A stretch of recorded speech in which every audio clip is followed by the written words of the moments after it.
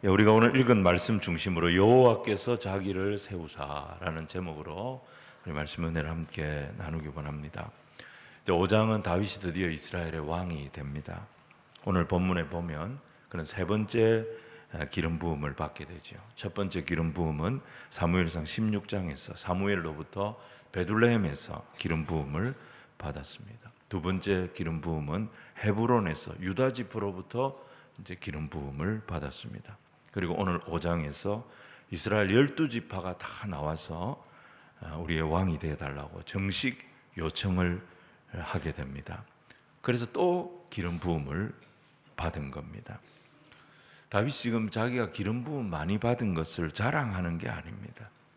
하나님께서 다윗이 이스라엘의 왕이 되는 과정을 이렇게 점진적으로 인도하셨다는 것입니다. 여러분, 이 과정에서 다윗이 잔꾀를 부린 적이 없습니다. 술수를 부린 적이 없어요. 그는 오직 한 분 하나님만 바라보고 하나님 뜻에 순종하면서 때를 기다렸어요. 그랬더니 하나님께서 그에게 때를 열어주셨고 막힘이 없는 그런 은혜를 부어주셨던 것입니다. 그래서 다윗과 다윗의 나라가 견고하고 든든하게 세워질 수가 있었던 겁니다. 그러니까 다윗의 믿음이 어떤 믿음이냐, 우리가 오늘 말씀을 통해 정리를 한다면 그는 한 분 하나님만 섬기는 단순한 믿음의 사람이었다, 그렇게 볼 수 있습니다. 오늘 두 가지로 생각할 텐데, 첫 번째는 한 분 하나님을 섬기는 자에게 하나님의 때가 온다는 것입니다. 여러분, 우리는 이 세상에서 아주 생각이 빠르고 계산이 능한 사람이 세상에서 잘 될 거다, 그렇게 생각하는데 그렇지가 않습니다. 오히려 오직 하나님만 바라보고 이렇게 사는 사람들이 답답해 합니다. 그래서 오히려 주변 사람들이 막 걱정을 해줍니다. 근데 성경을 보시면 한 분 하나님만 바라보고 우직하게 믿음으로 나갔던 사람들이 최종 승리를 얻는 것을 보게 됩니다.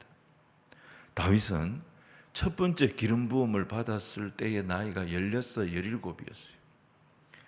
그리고 최종 세 번째 기름 부음을 받았던 때가 30세에 이스라엘 유다 지파의 기름 부음을 받고 7년 반 뒤에 온 이스라엘의 기름 부음을 받았으니까 37이었어요. 그러니까 요 간격이 20년이었습니다. 여러분, 이 20년을 기다린다는 것은 너무너무 지루하고 답답한 시간 아니겠습니까? 자꾸 늦어지는 것처럼, 그리고 자기는 막 잊혀지는 것처럼, 자기의 어떤 세월은 지나가는 것처럼 그렇게 느껴지지 않겠습니까?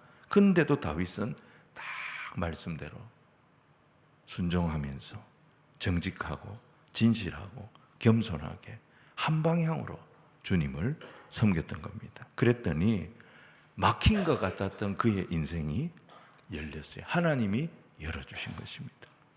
자, 오늘 본문 1절을 보시면 이스라엘의 모든 지파가 다윗에게 나왔답니다. 우리 같이 한번 읽겠습니다. 시작. 이스라엘 모든 지파가 헤브론에 이르러 다윗에게 나와 이르되 보소서, 우리는 당신 한 고륙이니이다. 다윗이 부른 게 아니에요. 이 사람들이 자발적으로 다윗을 찾아온 거예요. 이스라엘 백성들이 자기를 찾아오는 모습을 보면서 다윗은 만감이 교차했을 겁니다. 여러분, 우리가 하나님의 말씀을 붙들고 믿음으로 살면 처음부터 사람들이 다 알아주는 게 아니에요. 모든 게 순조롭게 되는 것도 아닙니다.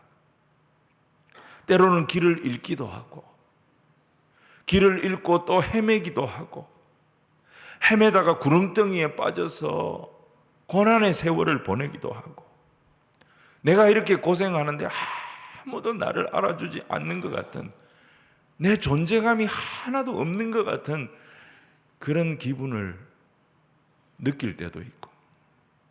근데 여러분, 오늘 다윗을 보면요, 이 모든 과정이 우리가 준비가 되는 시간이라니까요. 결국은 이 세상은 사람의 말대로 되는 것이 아니라, 내 생각대로 되는 것이 아니라 하나님의 말씀대로 된다는 것을 기억하시기 바랍니다. 다윗이 사울을 피해서 도망 다닐 때 지 한 몸도 감당하기 힘들지 않았습니까? 근데 그런 다윗에게 400명이 찾아왔습니다. 놀랍지요? 근데 이 사람들이 어떤 사람들이었어요? 환난 당한 자, 빚진 자, 마음이 원통한 자들이었다 그랬습니다. 이 사람들은 공통점이 있습니다. 사울이 다스리는 세상이 공의롭지 않다고 불만이 많았기 때문에 사울의 대안으로 다윗을 찾아온 사람들이었어요. 근데 세상의 불의를 외치는 이 사람들이 사실 의로운 사람들이었느냐? 그렇지가 않았습니다. 사무엘상 30장에 다윗이 시글락에서 아말렉 족속이 쳐들어와 가지고 자기가 없는 사이에 자기 처자식 다 빼앗아가고 마을을 불지르고 이런 일이 벌어졌을 때 쫓아가지요. 그래서 빼앗긴 가족들 다 찾아오고 아말렉 족속이 취했던 전리품들을 전부 다 가지고 돌아왔을 때 다윗이 부자가 된 거예요. 갑자기. 여러분, 이때 무슨 일이 벌어지냐? 돈이 딱 생기니까 싸우러 갔던 400명하고 싸우러 가지 않았던 200명이 딱 갈라집니다. 돈이 딱 생기니까. 싸우지 않았던 자들에게 우리의 몫까지 우리가 나누어줘야 될 이유가 뭐가 있나?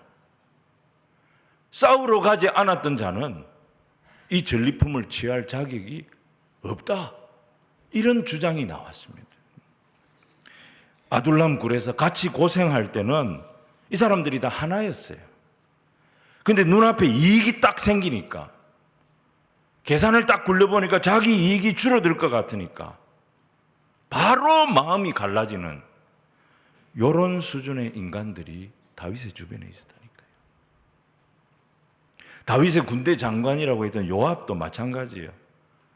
앞에서는 하나님의 공의, 이스라엘의 통일 이런 좋은 말을 하지만 통일 이스라엘에서 잘 보니까 지자리가 없어질 것 같은 거예요.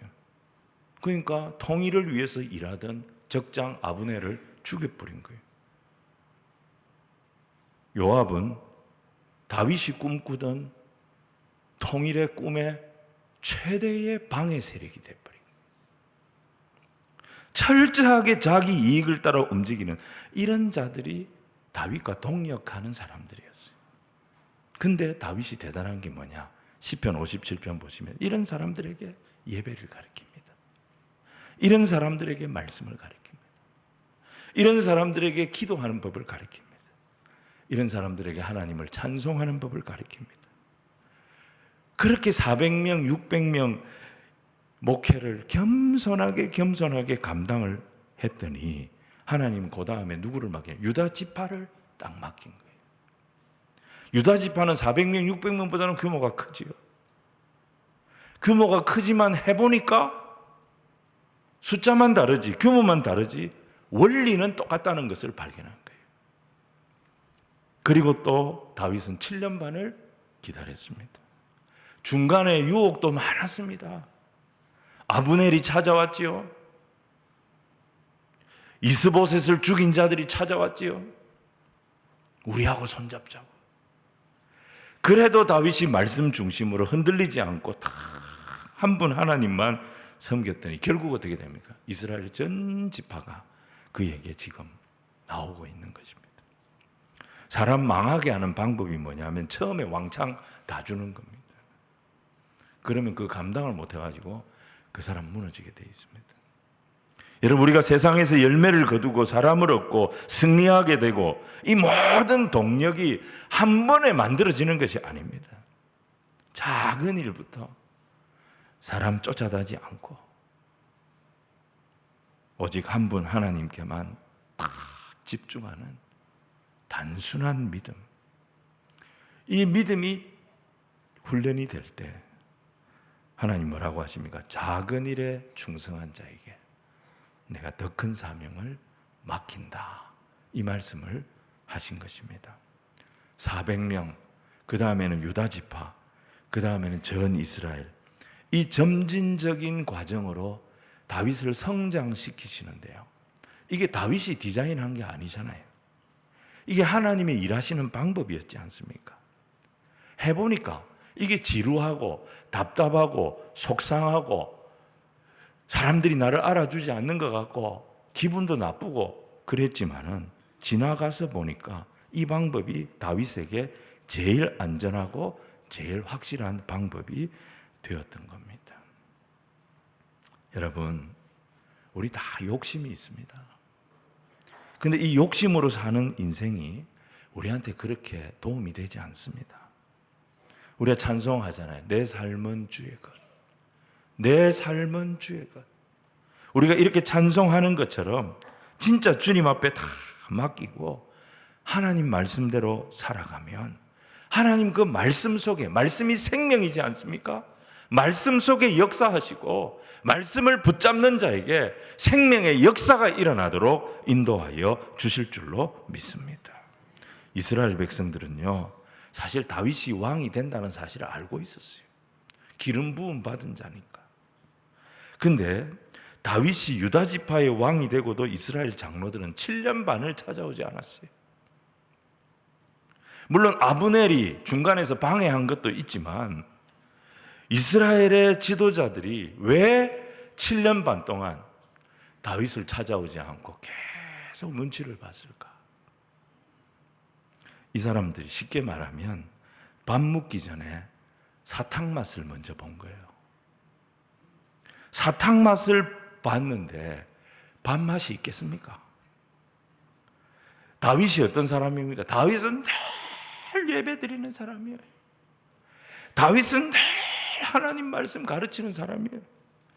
그리고 어떻게든지 이 말씀대로 살겠다고 몸부림치는 사람이에요. 자기를 죽이려고 하는 사울 2번이나 죽일 기회가 있는데도 사울은 기름 부음 받은 자고 기름 부음 받은 자를 해치는 것은 하나님이 금하신 거다. 계속 살려주는 거예요. 그 사람 옷자락 조금 베었다고 그거 붙잡고 혼자 울면서 회개하고 그런 모습을 다윗의 부하들이 보고 뭐라 그랬겠습니까? 참 다윗이 순수하긴 순수한데 답답해 죽겠다. 이스라엘의 장로들은 그런 다윗을 보고 무슨 생각을 했겠어요? 성경적인 통치, 다윗의 성경적인 통치가 맞는 것은 맞는데 저렇게 융통성이 없는 사람이 왕이 되면 우리는 완전히 자유도 없고 맨날 예배드리고 맨날 성경 공부하고 맨날 기도하고 어제 했는데 또 하고 오늘 내일 또 하고 너무 힘들 것 같은 거예요. 부담이 되는 거예요, 다윗이. 그런데 사울은 어떻습니까? 사울의 맛을 먼저 봤잖아요. 사울의 통치는 완전히 사탕이에요. 사울은 굉장히 인간적인 사람이었어요. 뭐든지 사울은 적당히 하는 사람이었어요. 우리가 교회 갈 때 주변 사람 우리 보고 그런 얘기 하잖아요. 믿어도 적당히 믿어라. 이렇게 얘기하잖아요. 사울은 예배도 적당히 드리는 사람이에요. 상황 봐가면서. 사무엘상 13장에 블레셋과 전쟁이 일어났지요. 이 전쟁 예배 드리고 출발해야 됩니다. 그런데 사무엘이 정한 시간에 안 오는 거예요. 사울이 어떻게 하면 지 마음대로 예배를 해치워 버렸어요. 하나님 말씀도 적당히 순종하는 사람이에요. 사무엘상 15장 아말렉과의 전쟁에서 하나님 뭐라고 하셨어요? 이 전쟁은 여호와의 전쟁이니 전리품 남기지 마라 말씀하셨는데 사울 어떻게 합니까? 개하나 이 사람아 싹 다 챙기나 한 거예요. 그러고 부하들 막 나눠주고 니도 묻고 나도 묻고 우리 서로. 이스라엘이 이런 사울의 맛을 먼저 본 거예요. 사울은 너무 인간적이에요. 그래서 이스라엘의 장로들이 다윗한테 안 온 거예요. 다윗은 너무 융통성이 없어요. 사울은 너무 사람이 인간적이고. 그래서 하나님의 뜻이 다윗에게 있다는 걸 알면서도 사울 스타일이 편하겠다. 거기에 호감을 느낀 이스라엘의 지도자들이 아브넬 핑계를 댄 거예요. 아브넬이 우리를 못 가게 한다. 그러면서 안 찾아온 거예요.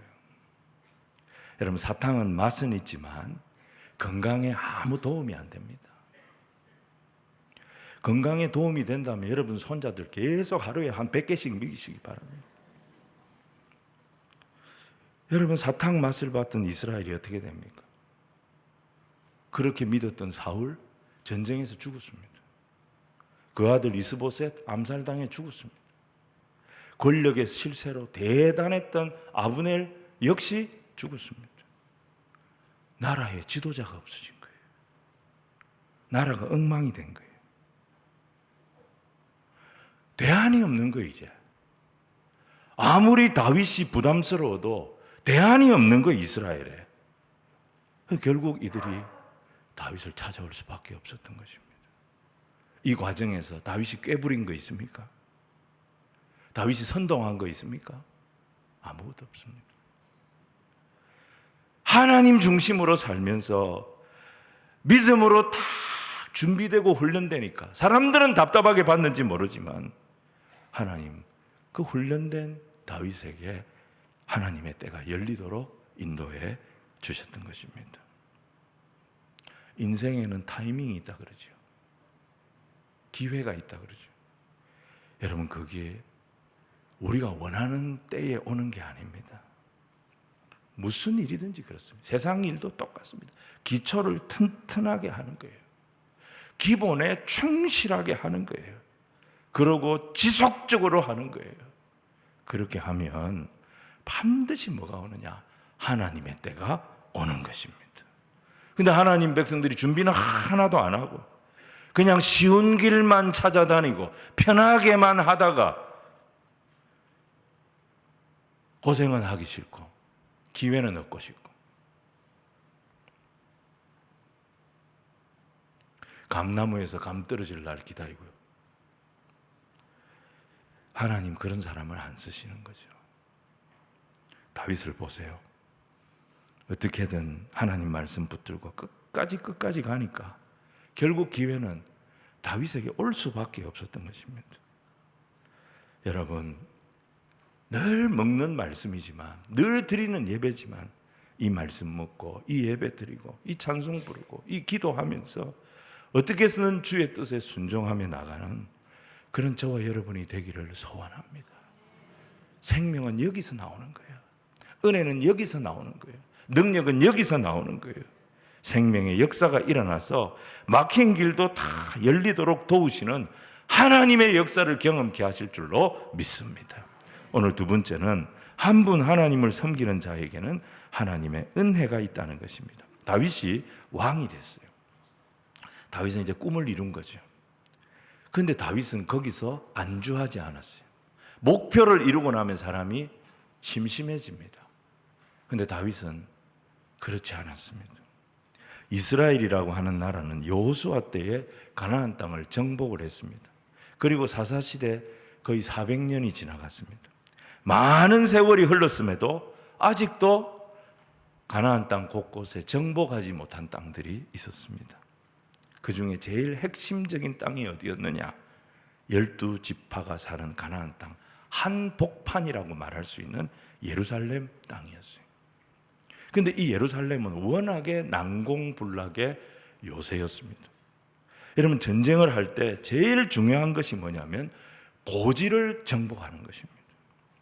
북한이 6.25 전쟁을 하면서 결국 승리하지 못하고 패할 수밖에 없었던 이유가 물론 여러 가지가 있습니다만 그 중에 하나가 뭐냐면 제공권을 뺏긴 거예요.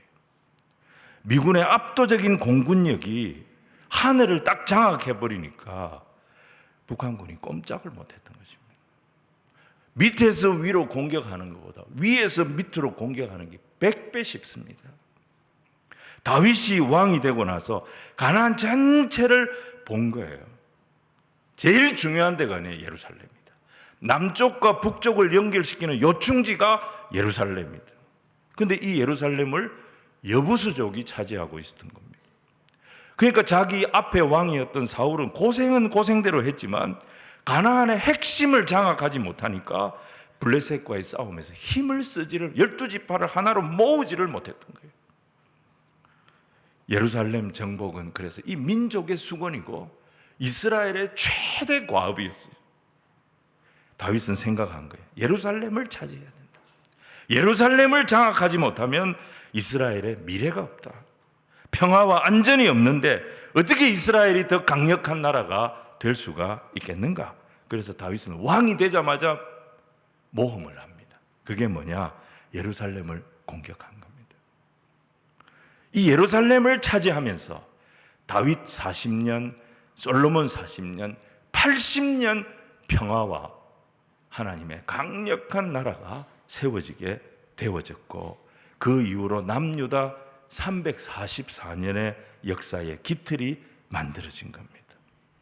얼마나 예루살렘이 요새 중에 요새냐면 나중에 바벨론이 예루살렘 무너뜨리지 않습니까? 3년 걸렸습니다. 3년 동안 공격을 했습니다. 그 정도로 예루살렘은 요새였습니다. 난공불락의 성이었어요. 그런데 이 성을 다윗이 어떻게 공략하느냐? 예루살렘의 약점을 파고 들어갑니다. 그게 뭐냐면 예루살렘은 천혜의 요새인데 뭐가 없냐면 물이 없어요. 이 샘이 없어요. 샘이. 예루살렘 사람들이 물을 먹으려면 어디로 가야 되냐면 예루살렘 동쪽에 있는, 예루살렘 성 밖에 있는 기혼 샘에 가서 물을 떠와야 됐습니다. 이게 이제 예루살렘의 약점이었어요. 그래서 여부수 사람들은 뭘 했냐면 기혼 샘에서, 예루살렘이 이제 고지에 있으니까 예루살렘 밑으로 터널을 뚫은 거예요. 기혼 샘의 물이 이 터널을 따라서 예루살렘으로 흘러 들어오고, 이 물이 고이면 이 위로 직각으로 12m 우물을 판 거예요. 그래서 그 물을, 이 두레박을 내려서 물을 떠가지고 예루살렘 성 안에 있는 사람들이 물 문제를 해결했던 겁니다. 이 수로가 아무도 몰랐습니다. 이 수로가 세상에 딱 알려진 게 언제냐면 1867년 영국군 장교였던 찰스 워렌, 그래서 이 터널을 워렌 터널이라고 그렇게 부릅니다. 찰스 워렌이 발견하면서 세상에 알려진 거예요. 근데 다윗이 이 수로를 알았습니다.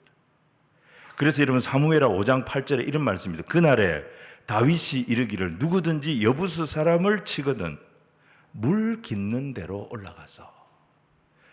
이 말씀의 의미를 1867년 이전에는 이게 무슨 말인지를 사람들이 몰랐어요. 물 깃는 대로 올라간다는 말이 무슨 말인지를 몰랐는데 워렌이 이 터널을 발견하면서 이 말씀이 그 말씀이구나, 그걸 알게 된 거예요. 여러분, 하나님 백성들은 물론 우리가 강한 것은 문제가 안 됩니다. 항상 문제는 뭐냐면 약점이 문제입니다.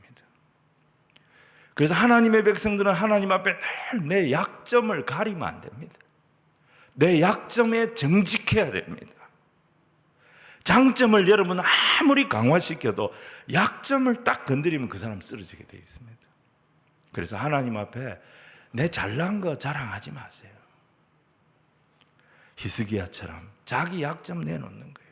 병이 있으면 내놓는 거예요. 자기 두려움이 있으면 내놓는 거예요. 솔직하게 내어놓고 엎드려 기도하는 그 사람이 하나님의 도우심을 받는 거예요. 다윗이 예루살렘 성을 공격할 때 여부수 사람들이 자신만만했어요.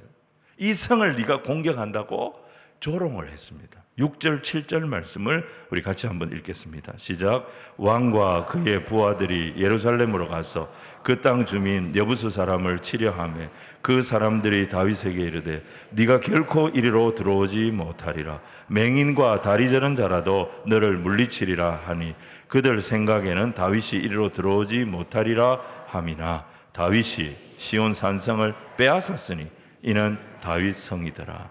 이 성이 어떤 성인데 네가 이 성을 그렇게 쉽게 공략할 수 있을 거라고 생각하냐?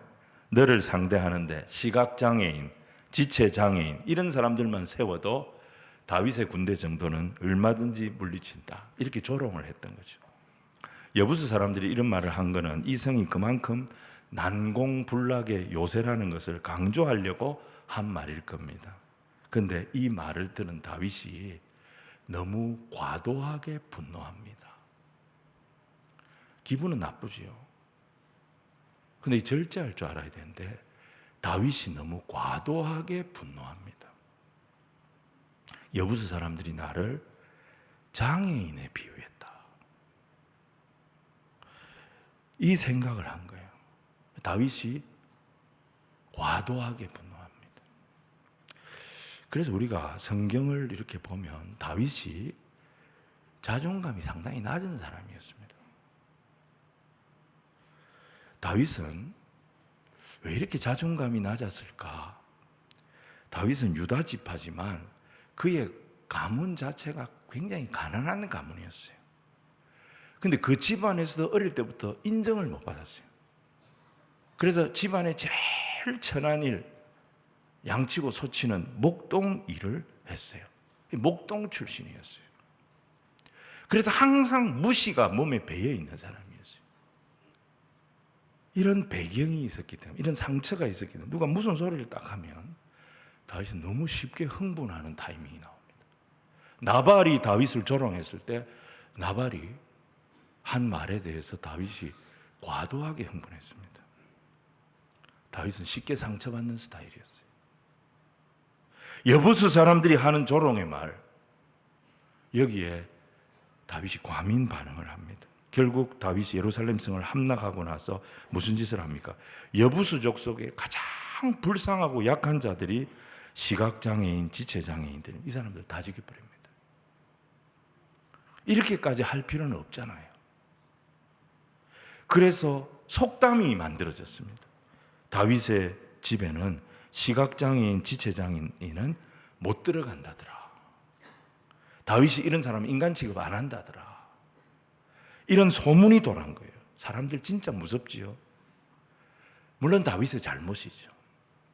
근데 다윗의 잘못을 꼬집어내 가지고 이걸 노래로 만들어서 막 퍼뜨렸던 거예요. 사람들 무섭습니다. 8절 말씀을 우리 같이 한번 읽겠습니다. 시작. 그날에 다윗이 이르기를 누구든지 여부수 사람을 치거든 물깃는 대로 올라가서 다윗의 마음에 미워하는 다리 저는 사람과 맹인을 치라 하였으므로 속담이 되어 이르기를 맹인과 다리 저는 사람은 집에 들어오지 못하리라 하더라. 자기 분노심 때문에, 자기 어떤 열등감 때문에 이 위대한 하나님의 사람이 마음의 상처를 극복을 못해가지고, 상한 감정을 극복을 못해가지고 과도한 살인을 한 거예요. 여러분, 다윗도 완벽한 사람이 아니었다는 얘기입니다. 상처가 많은 사람이었어요. 열등감이 많은 사람이었어요. 자존감이 낮은 사람. 사람들에게 사랑받은 기억보다 사람들에게 무시당한 기억이 더 많은 사람이었어요. 사람들은 또 그 다윗의 잘못을 그냥 넘어가지 않았습니다. 소문을 만들어가지고 다윗이 자기 집에는 장애인은 못 들어오게 한다더라. 이 소문을 만들어서 막 뿌렸습니다. 근데 하나님은 어떻게 하십니까?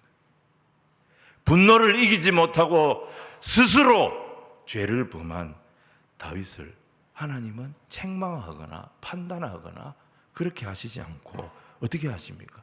그를 품어주십니다. 11절 말씀을 우리 같이 한번 읽겠습니다. 시작. 두로 왕 히람이 다윗에게 사절들과 백향목과 목수와 석수를 보내매 그들이 다윗을 위하여 집을 지으니, 다윗의 열등감은 어떻게 보면 사울과의 비교일 수도 있습니다. 사울도 다윗과 비교하면서 막 스스로 힘들어했지요. 사람들이 왜 다윗만 좋아하고 나는 안 좋아하나? 이것 때문에 괴로워했지요. 다윗도 마찬가지였어요. 사울은 내보다 키도 크고 집안도 좋고, 나는 인간적으로 사울에 비하면 볼품도 없고 집안에서도 존중도 못 받고, 이게 다윗의 열등감이었어요. 그래도 그렇게 과도하게 분노를 표출하면 안 되는데 여부수족이 심리전을 한 건데 이 심리전에 말려가지고 자기 스스로 또 죄를 지은 거예요. 그때 하나님 어떻게 하시느냐? 아무 말씀 안 하고 다윗에게 두로 왕 히람을 붙여주십니다. 여러분, 두로 왕 히람은 당대의 최고의 건축가였어요. 세계 최고의 건축가였어요. 솔로몬이 나중에 성전 건축할 때 히람의 도움을 받습니다. 이 히람의 휘하에 있던 최고의 목수들, 최고의 석공들, 최고의 장인들을 보내가지고 제일 좋은 목재, 백향목으로 다윗에게 집을 한 채 딱 지어주게 하신 거예요. 집이 한 채 딱 생긴 거예요. 다윗이 살 아주 멋진 궁전이 만들어진 거예요. 다윗은 그 집에 있으면서 뭘 느꼈겠어요? 자기가 너무 과했다는 거 자기도 안 깨달았겠어요? 내가 이렇게까지 할 필요는 없는데 내가 너무 심했다는 거 자기도 깨닫고 막 자책을 하지 않았겠어요? 근데 이 형편없는 죄인 하나님은 이런 못난 놈을 이스라엘의 왕으로 세워주시고 이 나라에 하나님 은혜를 부어주시고 나같이 못난 자가 왕으로 세워졌는데 이 백성과 이 나라가 견고히 세워지도록 하나님은 나에게 이런 한이 없는 은혜를 부어주시는구나. 내가 얼마나 못난 놈인데, 내가 이것밖에 안 되는 놈인데, 내 그릇이 이거밖에 안 되는데 하나님은 말도 안 되는 사랑으로 나를 품어주시고 이 사랑 받을 자가 하나도 없는 나 같은 자에게 이런 복을 주시는구나. 그래서 다윗이 다시 일어나는 거예요. 여러분, 우리가 다 약합니다. 다윗은 이스라엘의 왕이 됐고 아무도 생각 못했던 예루살렘을 딱 점령하는 업적을 그가 감당했지만 자기 안에 있는 상처 감당 못했어요. 실수를 저질렀어요. 과도하게 사람들을 해쳤습니다.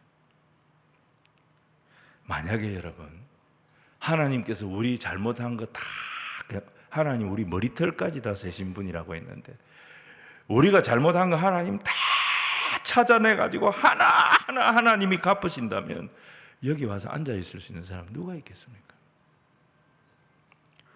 아무도 못 옵니다. 내가 힘들어할 때 내가 지은 죄를 내가 알잖아요. 네 죄를 네가 알렸다 알잖아요 우리가. 근데 하나님 어떻게 하시느냐, 막 내 힘들어하는데 내 필요한 거 하나 슬쩍 주고 가시는 거예요. 먹어라. 막 소가리를 하고 있는데 모르는 척 하면서 사람을 하나 탁 보내주시는 거예요. 위로받게 하시는 거예요. 여러분, 이런 과정을 경험하면서 내가 얼마나 복 있는 사람인가, 내가 얼마나 은혜 가운데 사는 사람인가, 하나님이 그걸 깨닫게 하셔서 무너진 우리를 다시 일으켜 주시는 거예요. 말씀 정리합니다. 하나님 우리를 위해서 복을 준비하고 계십니다. 우리가 이 복을 받아야 됩니다. 그러려면 너무 계산하지 말고 한 분 하나님 마음 중심에 딱 두고 끝까지 하나님 중심, 말씀 중심으로 사는 겁니다. 그러면 하나님 준비하신 때를 경험하게 될 겁니다. 여러분, 우리 약해요. 아무리 위대한 다윗도 내면에 상처가 있었어요. 낮은 자존감 때문에, 상한 감정 때문에 과도한 분노를 저질러 버렸어요. 이런 거 보면 그는 왕이 될 자격이 안 되는 사람이었어요. 상처 많고 흠집 많고 그런 사람이었어요. 근데 하나님은 그 사람을 품어주셨어요. 그리고 그의 약점에도 불구하고 떠나지 않는 하나님의 은혜가 그에게 있음을 알려주셨어요. 상처와 상한 감정 다 이겨나갈 수 있도록 인도하셨어요. 하나님은 이 연약한 다윗을 통해 이스라엘 80년 부흥의 축복의 문이 열리도록 도와주셨어요. 여러분, 우리 교회와 우리 성도들 마찬가지입니다.